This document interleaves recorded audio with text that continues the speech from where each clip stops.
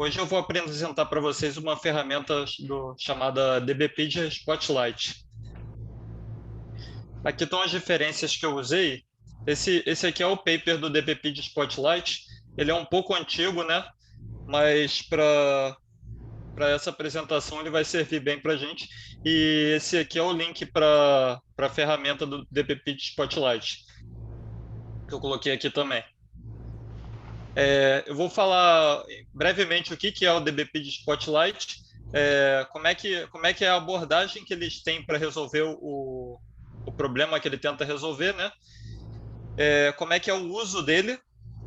Eu vou mostrar um pouco também de como que eles testaram isso, comparando com, na época, né, em 2011, com as outras ferramentas, e eu vou mostrar finalmente no final um pouquinho do demo que tem naquele site no site da ferramenta que eu mostrei o link agora há pouco, né? Então, o DBpedia Spotlight é uma ferramenta que é usada para anotar automaticamente as menções dos recursos do DBpedia em texto. Então, ele é uma solução para você pegar a informação não estruturada e conseguir ligar ela com vários recursos do DBpedia, tipo um link de Open Data, né? A abordagem deles, no paper, eles falam de 4 principais pontos, né? Tem o spotting, o candidate selection, o disambiguation e o configuration. Eu vou entrar um pouquinho mais de detalhe em cada um a seguir. Primeiro o spotting, né? O spotting basicamente eles usam um conjunto de labels que tem um dataset de lexicalização deles, e eles conseguem verificar as entidades que tem dentro de um conjunto de texto, né? O primeiro passo de tudo é identificar todos aqueles caras que podem ser candidatos a receber uma anotação. Você pode fazer uma configuração para, nesse ponto, você descartar verbos, adjetivos, advérbios, por exemplo, se você não quiser pegar ações, você quiser só pegar pessoas, nomes de lugares, você pode usar essa configuração para isso, né? Dependendo do uso da pessoa, eles tentaram, nesse sistema, manter uma flexibilização alta para atender o máximo de casos de uso possível. O Candidate Selection é o próximo passo, que ele é tipo um pré-processamento para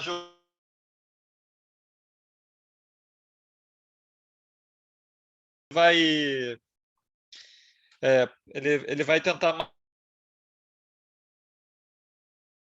mapear todos os candidatos para desambiguação. Pode ser uma cidade, uma pessoa, um estado. Ele vai tentar pegar todos os candidatos mais prováveis para depois passar para o passo da desambiguação, melhorando o desempenho, né? E assim, o candidato selection é tipo um pré-ranqueamento dos candidatos para desambiguação antes de comparar essas entidades ou surface forms com o contexto do parágrafo.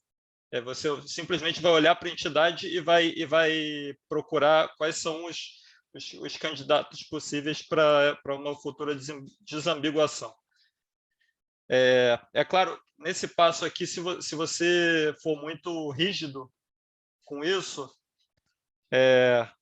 numa configuração, pode ser que você acabe diminuindo bastante o recall, né? Você vai ter menos resultados se você for muito rígido na configuração disso aqui. Então, depois que você fez esse passo de selecionar os candidatos mais prováveis para desambiguação, você vai, para cada subform, ele vai agora usar o contexto, por exemplo, os parágrafos, e vai procurar aqueles que são as informações que ele vai procurar as informações necessárias para fazer as desambiguações, né? Para desambiguação, eu vi que eles usavam o modelo, o Vector Space Model, que a gente já viu previamente, que ele também é usado em Information Recovery, né?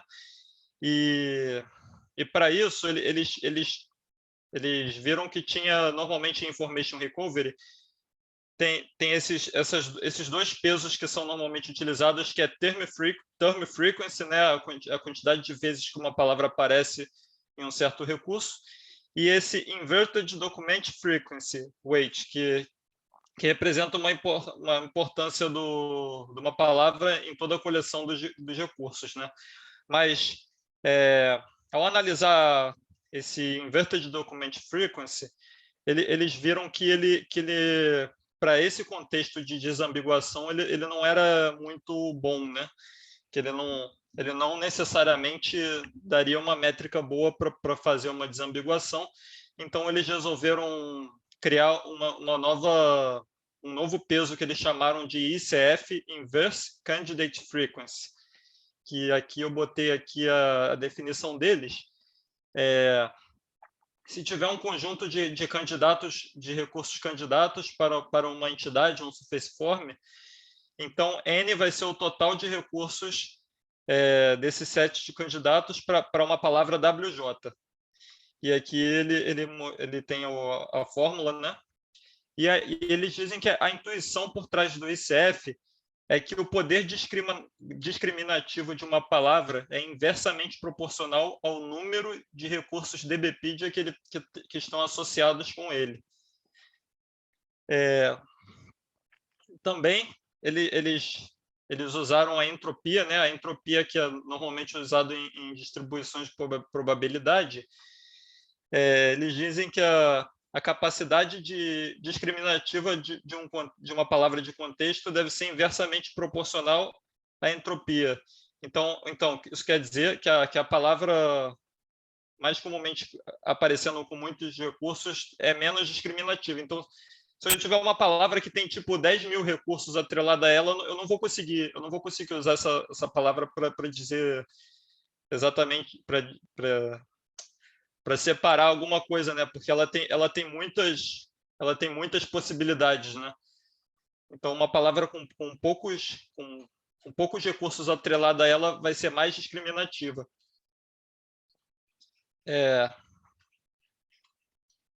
Geralmente, a entropia tende a ser proporcional à frequência das palavras.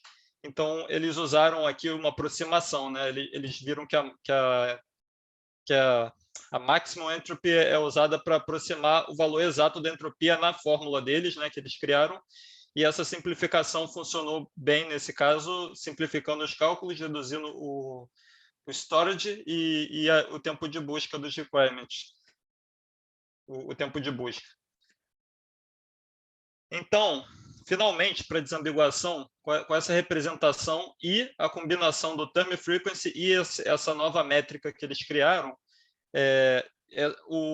a tarefa de desambiguação pode ser considerada um problema de ranqueamento, e o objetivo é colocar na posição 1 o melhor candidato possível de desambiguação de um certo termo que você quer desambiguar, né? Então, a abordagem deles é ranquear o candidato de acordo com a similaridade deles no contexto de vetores, e para isso eles usaram a medida do cosseno para fazer esse ranqueamento no espaço vetorial. Agora eu vou falar da última abordagem deles, que é a configuração, o último passo, que, como eu disse antes, eles tentaram fazer esse sistema ser o mais flexível no sentido de abordar o máximo possível de casos de uso, né? Eles tentam deixar muitas coisas na mão do usuário decidir como que ele precisa daqueles resultados. Então, eles definiram algumas perguntas que poderiam ajudar nesse desenvolvimento. Esse recurso pode ser confundido com outro recurso dependendo do contexto. Esse recurso é mencionado muito em geral. A desambiguação foi feita com bastante confiança. Esse recurso é o tipo que eu quero, e esse recurso tem alguma relação complexa com a base de dados que poderia ser descartado para anotação, né?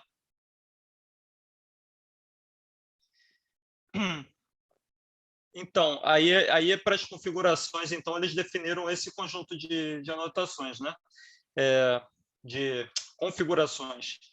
Os usuários podem prover para o sistema um conjunto de whitelists e blacklists, né? Permitir e proibir o RIs para anotação. E, inclusive, eles podem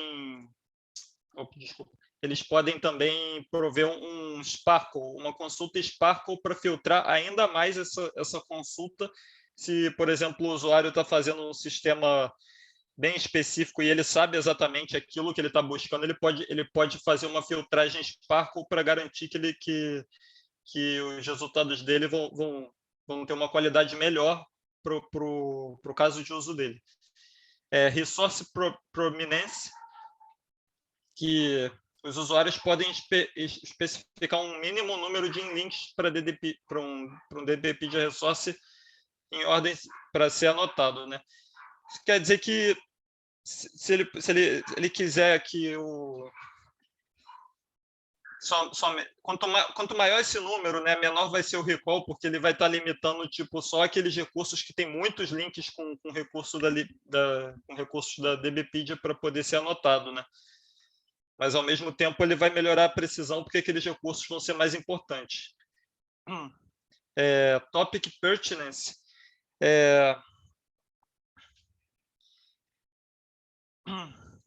Para limitar anotações, eles podem aumentar esse threshold para limitar ainda mais as anotações, né? Esse aqui eu não entendi muito bem, porque parecia um pouco com algumas outras métricas deles, mas eles dizem que, dependendo do contexto, isso aqui parece que usa a medida de similaridade da desambiguação, e você pode aumentar isso aqui, né, para tipo, pegar mais resultados com uma precisão maior, né, que acertaram mais a desambiguação, mas eu não entendi a diferença disso com um passo que tem também, que é Disambiguation Confidence. Eu acho que essa... Tá, eu vou falar na ordem, né? Contextual Ambiguity, para aplicações que precisam de muita precisão, você pode reduzir o risco em troca de tipo, aumentar a precisão dos contextos e você pode, tipo, se tiver um contexto que tem uma ambiguidade muito alta, você pode escolher não mostrar esse cara, né? Porque tem a chance dele estar com um resultado errado. Então, se você precisa realmente de muita precisão, você pode configurar isso aqui para não mostrar os resultados que têm uma ambiguidade muito alta. E Disambiguation Confidence é um valor de 0 a 1, né, sendo 1 uma confiança de 100% e 0 uma confiança de 0%. E você pode configurar um threshold para DBpedia evitar de quanto maior esse valor, menos desambiguações incorretas vai ter, né? A ideia deles é que se você setar aqui um valor 0,8, você não vai ter 80%, pelo menos 80% das desambiguações vão estar corretas, que é a ideia desse valor. Eu acho que isso aqui usa essa configuração anterior em algum cálculo, que eu não estava entendendo, né? O Topic Pertinence. E aqui eu vou falar um pouco sobre a aplicação. Tem aqui uma foto da aplicação que você pode ver que você coloca um texto aqui e você manda anotar e ele vai marcar todos os Surface Forms, né, e entidades. E aqui você poderia clicar num desses links e ele te levaria numa página da Wikipédia, né? E aqui na direita a gente pode ver que eles usam a ontologia do DBpedia para fazer uma filtragem que o usuário pode escolher, por exemplo, por exemplo, todos esses valores aqui, Sport Events, Music Festival, Film Festival. Então, o usuário tem um controle sobre a ontologia, as ontologias que ele está buscando, né? O que exatamente ele quer para o caso de uso dele, assim ele vai evitar de pegar muitos resultados que podem ser errados para a aplicação dele. Aqui a gente vê que ele pode configurar também o threshold de confiança e esse suporte, se eu não me engano, é usado naquela métrica que você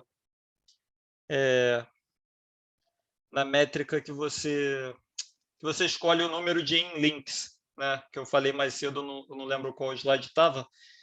Você escolhe o mínimo de links para uma página, para uma Surface Form, né? E aqui a gente vê também, lembra que mais cedo eu falei que a gente podia escolher remover verbos, né? Se a gente quisesse só as entidades, tipo Michael Jackson, locais, a gente podia remover verbos, não teria esse DID, não teria esse aged, briefing, talvez isso não seja interessante para nossa preocupação, a gente poderia ter configurado para não mostrar não anotar esses valores, essas entidades. E além da aplicação, eles têm também um web service que eles implementaram ambos uma interface RESTful, um SOAP, facilitam a integração do DBpedia com a web.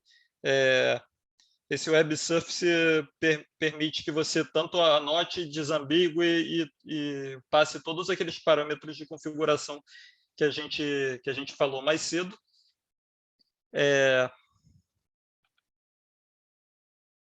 Acho que faltou um slide aqui, eu não sei se tudo bem, depois era só que eu mostrei, eu tinha botado uma foto com um exemplo de saída, né, que tinha um valor de confiança, tinha a entidade que ele localizou e outras informações, eu não sei se está aqui.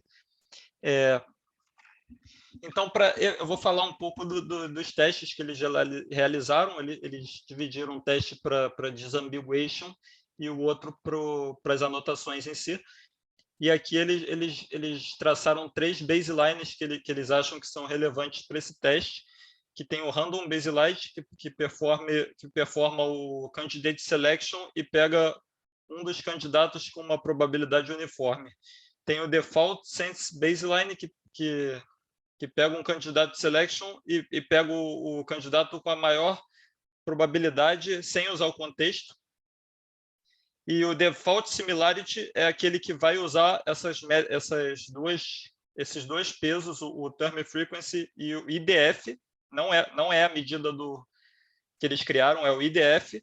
E eles querem ver se aquela nova métrica que eles criaram, aquele novo peso do ICF, realmente ajuda. Eles querem testar exatamente se o ICF ajuda ou atrapalha durante o resultado do sistema, né? E aqui a gente tem para desambiguação todos esses resultados. Tem o baseline, que tem um accuracy aqui bem baixo, né? Com default sense e o TTF e DTF tem um resultado bastante parecido. Quando ele misturou os dois e o term frequency com o seu novo peso melhorou bastante aqui o resultado, quase 20%, né? E finalmente esse mixed, eles misturaram os dados eles misturaram esse TF e CF com um desses aqui, eu não lembro qual. Eu acho que não salvou um slide que eu tinha colocado aqui explicando isso, né? Mas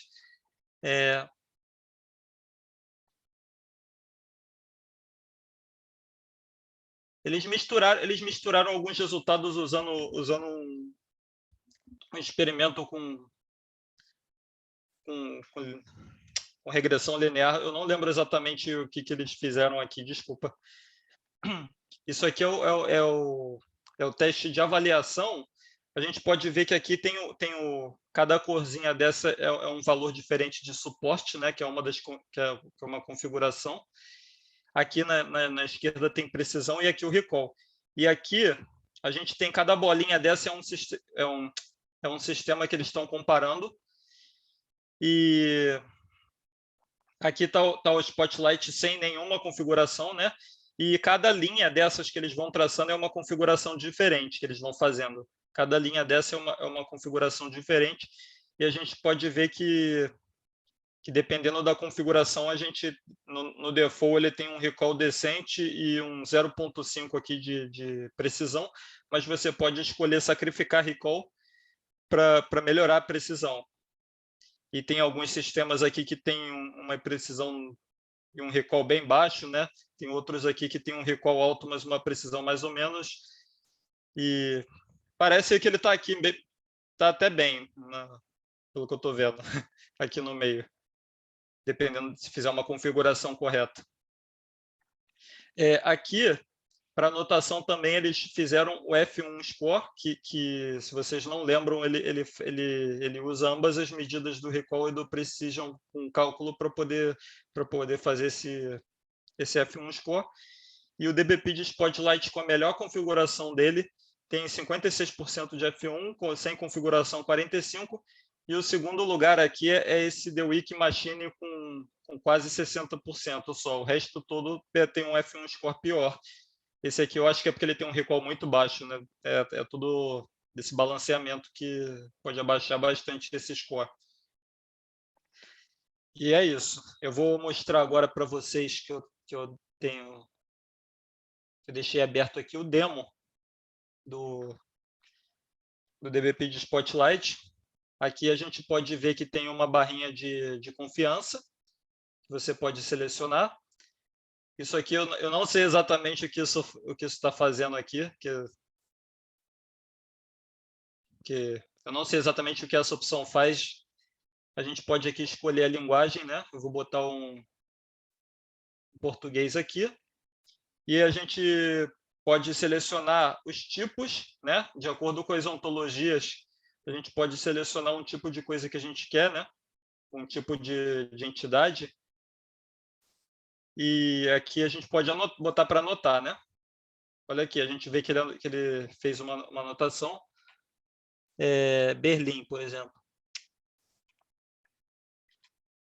Aí ele abre aqui um link para o DBpedia com o recurso do Berlim Ocidental. Eu fechei. Ah, tá. Tem uma linguagem, tem um parquês aqui, parques, lagos, capital. Se eu aumentar muito a confiança aqui, ele deve me retornar menos resultados. Apareceu só 3 aqui agora. Se eu abaixar muito a confiança, ele vai me retornar um monte de resultados, só que provavelmente vários deles são inúteis, né? Tem um monte de resultado inútil. E eu posso, se eu quiser anotar aqui para selecionar, por exemplo, deixa eu ver se tem local aqui. Place. Quero anotar só lugares. Aqui não me deu um resultado muito bom, né? Eu imaginei que ele fosse anotar o Berlim. Talvez eu tenha até marcado uma opção errada aqui. É engraçado, quando eu fiz isso hoje mais cedo, ele anotou corretamente. Eu não sei o que aconteceu agora. Mas é isso, basicamente. Esse aqui é um demo da ferramenta e se vocês têm interesse, esse aqui é o site que eu coloquei como referência para vocês poderem usar essa ferramenta, que é muito útil.